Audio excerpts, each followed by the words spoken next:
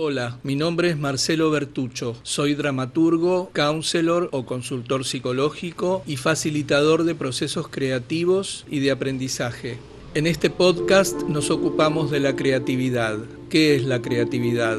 ¿Cómo la podemos usar? ¿De qué manera está al alcance de cualquier persona? ¿Y cómo a través de ella podemos generar una revolución, la revolución creativa? Suele producirse un malentendido en este mundo tan confundido, que es bastante complejo, porque como estuvimos pensando en episodios anteriores, solemos mentir con mucha frecuencia, a veces siendo conscientes de eso, a veces no, y a veces mientras estamos mintiendo, conscientemente o no, estamos seguros o declaramos estar seguros de que estamos diciendo toda la verdad. Este es un problema muy serio para nuestra comunicación, tanto con los demás como con nosotros, con nosotras. Sin embargo, solemos confundir la expresión verdadera con la mentira. Por eso también confundimos, como también mencionábamos en el episodio en el que nos ocupamos de la mentira, actuar con mentir. Actuar como la expresión, decíamos, de una verdad imaginaria y mentir como la tergiversación de la realidad material, perceptible. Creo que una derivación de esta confusión se manifiesta en la sinonimización de máscara y careta. Pareciera que pueden usarse de manera indistinta e incluso en algunas traducciones de textos extranjeros se traduce esa palabra equívocamente. La máscara no tiene nada que ver con la careta.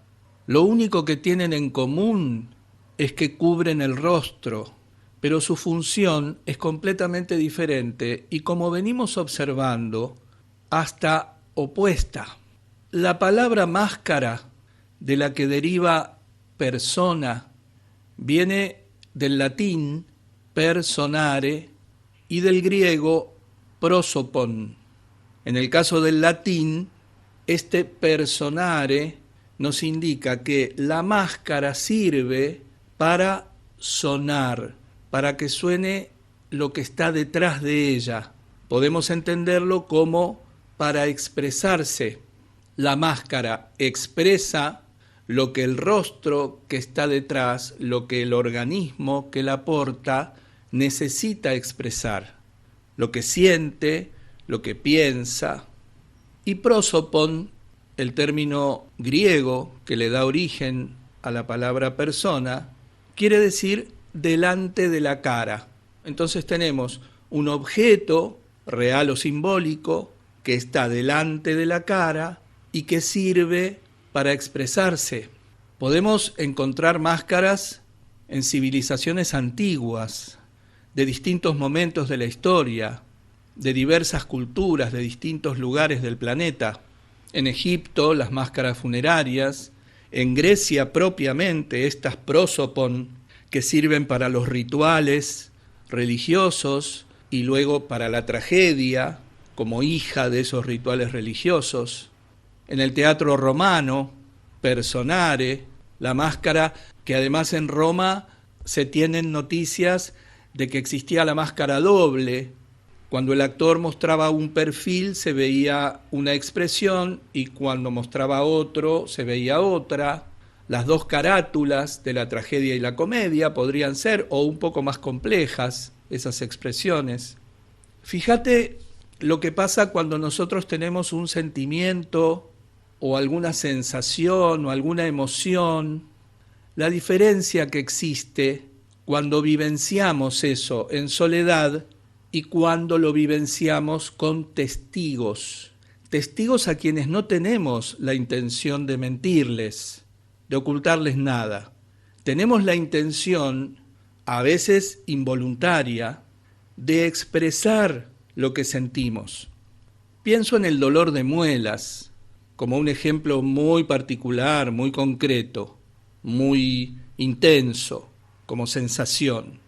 Cuando tenemos dolor de muelas y estamos solos, percibimos ese dolor verdaderamente, pero no necesitamos usar ninguna máscara para comunicárselo a nadie porque no tenemos testigos, no tenemos destinatario para ese acto de comunicación, para ese acto no verbal de comunicación. Sin embargo, cuando hay un interlocutor, cuando hay un testigo, asumimos la expresión del dolor que sentimos. Eso es una máscara. Nosotros no fingimos que nos duele la muela, lo expresamos. Justamente, si quisiéramos fingir dolor de muelas, si quisiéramos mentir que nos duele una muela, deberíamos usar una careta. La careta, que viene del carnaval, históricamente, tradicionalmente, también desde las civilizaciones antiguas, la careta sirve para esconderse, para ocultar la expresión verdadera y poder decir, expresar todo lo que sin careta no se podría. La careta es como hoy un anónimo en una red social, un perfil falso. El carnaval tradicionalmente es la época del año en que los habitantes de una comunidad pueden hacer y decir lo que quieran porque están protegidos por el disfraz. Por un momento no son ellas mismas, ellos mismos. Tienen impunidad, la impunidad del anonimato. Entonces, fíjate cuál es la diferencia radical de esos dos términos que a veces usamos como sinónimos.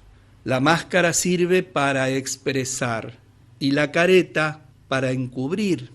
El teatro, además de tomar la máscara como uno de sus elementos primordiales para la expresión en sus orígenes, tanto en la tragedia griega como en la comedia, y en la comedia latina, y en la tragedia romana, y en la ópera de Pekín luego, en la Edad Media o en el siglo XVIII en Japón, en el teatro No, incluso en el teatro kabuki, donde la máscara no es un objeto sino el diseño de maquillaje en el propio rostro del actor. Las civilizaciones americanas originarias que utilizaban también máscaras para sus rituales y también para un embrionario teatro que fue sofocado por la conquista española y los jesuitas que impusieron también el teatro de España. Y ya en el siglo XX aparece en el teatro una corriente, una estética, un modo de expresión que se origina en Italia, que tiene por supuesto influencias de procesos que vienen produciéndose con anterioridad, cuyo referente mayor es Luigi Pirandello, con sus obras El gorro de cascabeles y Enrique IV, que abren el camino de esta nueva manera de observar la realidad desde el teatro, que es vivir y verse vivir, la vivencia y la distancia que permite observar esa vivencia como si fuera ajena, de la que habla Aristóteles en la Catarsis. El grotesco integra estas dos miradas y genera un raro fenómeno que también integra las dos carátulas de la tragedia y la comedia. El mismo suceso es a la vez trágico y cómico, sublime y ridículo, quizás sublime para la vivencia, pero ridículo al verlo con distancia. Este género o subgénero tuvo mucho desarrollo posteriormente en nuestro país. Armando Discépolo, que tiene una producción muy vasta de obras, llama grotescos solo a 5 de ellas: Mateo, Relojero, Stefano, Cremona y El Organito, escrita en colaboración con su hermano Enrique Santos.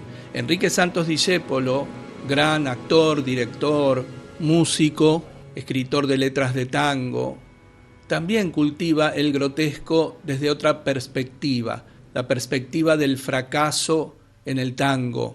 Cambalache, Esta noche me emborracho, Gira Gira, Chorra, Que bachaché, Confesión, Condena, Martirio, Soy un arlequín, muchos etcéteras. Soy un arlequín que salta y baila. ocultar su corazón lleno de pena. También hay una obra muy representativa de otro modo de enfocar la cuestión del grotesco, que es Bloom, de Enrique Santos Discépolo. Tenemos ejemplos más contemporáneos y muy populares de lo que el grotesco manifiesta. Por ejemplo, en la gran película argentina, casi un símbolo nacional de nuestra idiosincrasia, pero que también se extiende a una característica humana, universal, que es Esperando la carroza, también basada en una obra teatral del uruguayo Jacobo Langsner. La nona, de Tito Cosa, también una obra de teatro que se convierte en película. Podrás reconocer, seguramente viste alguna de estas dos películas, y si no podés hacerlo en cualquier momento, y vas a reconocer muy claramente esto que estamos diciendo. Las situaciones de las dos obras, de las dos películas, son tremendas, producen horror, espanto, sin embargo, nos hacen reír, la comedia del espanto. Vemos en estos casos cómo la máscara que expresa una vivencia dolorosa puede resultar ridícula, graciosa, para quien la observa desde fuera de esa vivencia. Entonces, un mismo acto genera a la vez lo que la catarsis aristotélica propone de modo inmediato. Me produce dolor y a la vez risa. Lloro y río al mismo tiempo. Es una experiencia que debes conocer. Te recomiendo que investigues un poco acerca de esto, que busques, si no los conoces, o los vuelvas a escuchar, los tangos de Discépolo, estas obras de Enrique Santos, las obras de Armando Discépolo, esta obra Bloom de Enrique Santos. En relación a este asunto de la máscara, es que podemos afirmar entonces que las personas necesitamos actuar para expresarnos, que si no actuamos no nos podemos expresar. Esto también refuerza la idea que yo te propongo pensar de que actuar no tiene nada que ver con mentir, porque si yo, aún debajo de un escenario o fuera de un set de filmación o de televisión, necesito actuar para expresar mi verdad, muy lejos está esa actuación de la mentira. Para tergiversar la realidad, no actúo, miento, me pongo una careta, me disfrazo de algo que no soy, digo algo que no siento ni pienso. Para expresar lo que siento y lo que pienso, necesito actuarlo. La persona actúa, ¿ves? Una persona lleva una máscara para poder actuar, la expresión de lo que siente y de lo que piensa. Por supuesto que esto también puede polarizarse, llegar a un exceso que conocemos como sobreactuación. Al extremar esa expresión voluntariamente de la máscara, cuando exagero, cuando me ocupo demasiado del efecto que pretendo producir en el otro, la máscara se convierte en careta y empiezo a mentir. Cuando me duele la muela, mi máscara expresa el dolor que siento. Esa máscara, como decíamos antes, no la necesito cuando estoy solo, sola. La uso cuando están los demás. Necesito actuar mi dolor. Lo sobreactúo cuando, a pesar de que me duele, expreso que me duele más de lo que me duele. Entonces la máscara se vuelve careta y la expresión se vuelve mentira. Es lo que pasa con las malas actrices, los malos actores. Las buenas actrices, los buenos actores, son los que usan máscaras. Los malos actores, las malas actrices, son mentirosos, usan caretas. Y a nosotros nos cuesta más creer en esa verdad imaginaria, porque en realidad no hay ninguna verdad, hay un intento de engañarnos únicamente. Todos actuamos, todas actuamos, necesitamos hacerlo para poder expresarnos a través de una máscara. No tenemos que sentirnos culpables de mentir, porque llevamos una máscara que nos permite comunicarnos con las otras, con los otros. Sí deberíamos revisar cuando creemos estar llevando una máscara y en realidad lo que llevamos es una careta para ocultar, distorsionar o engañar. Y justamente, volviendo al teatro, se considera una obra de transición, un sainete criollo de Carlos Mauricio Pacheco, estrenado en 1906, cuyo título justamente es Los disfrazados, y sucede en un conventillo en una noche de carnaval, en la cual se descubre que muchas de las acciones, de las conductas, de las relaciones que llevan entre sí estos personajes son falsas, son fingidas y están escondidas detrás de caretas. Hay otro aspecto en el que la máscara puede polarizarse y convertirse en careta. Esto sucede cuando la máscara es fija, cuando se nos pega al rostro y se confunde con él, cuando nuestro rostro se convierte en una máscara.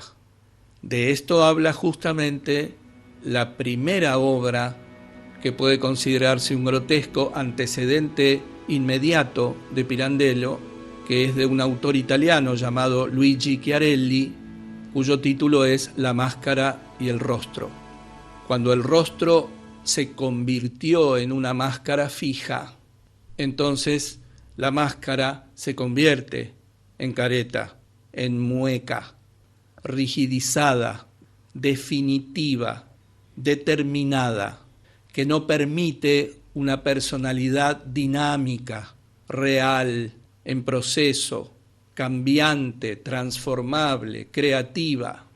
Entonces, podemos decir que a lo largo de la vida, para comunicarnos con las demás, los demás, con lo que está fuera de nosotros, con nuestras interlocutores, necesitamos muchas máscaras, una diferente para cada situación, una diferente para cada expresión.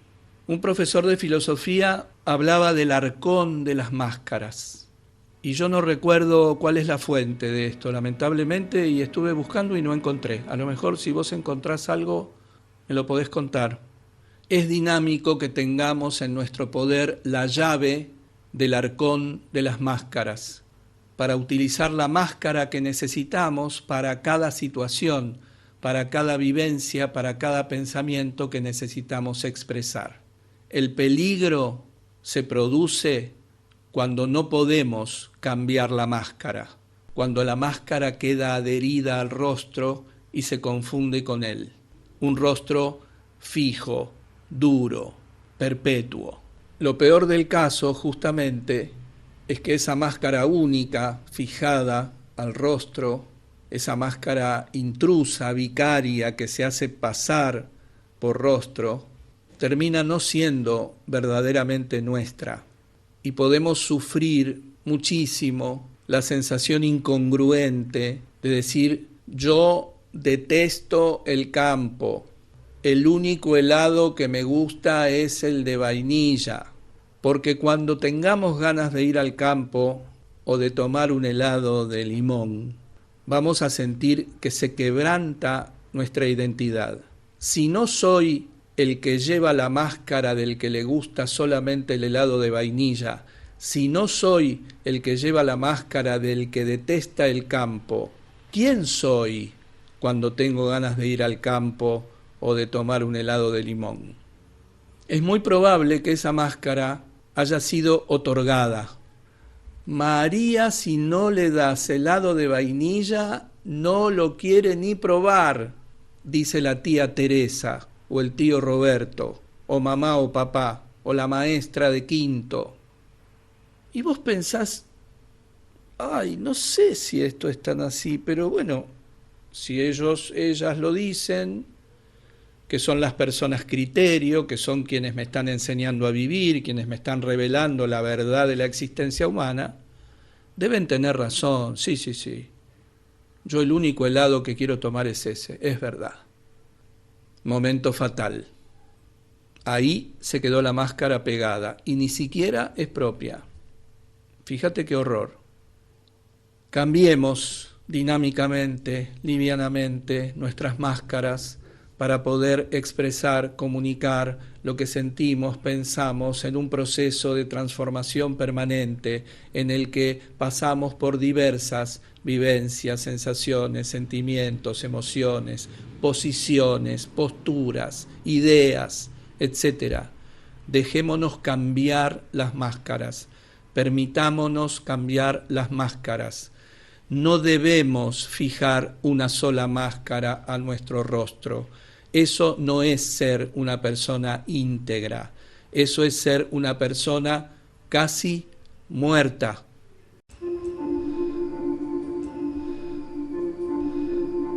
Hasta acá llegamos por hoy. Te agradezco mucho que me hayas escuchado y espero que tengas ganas de hacerlo la próxima vez.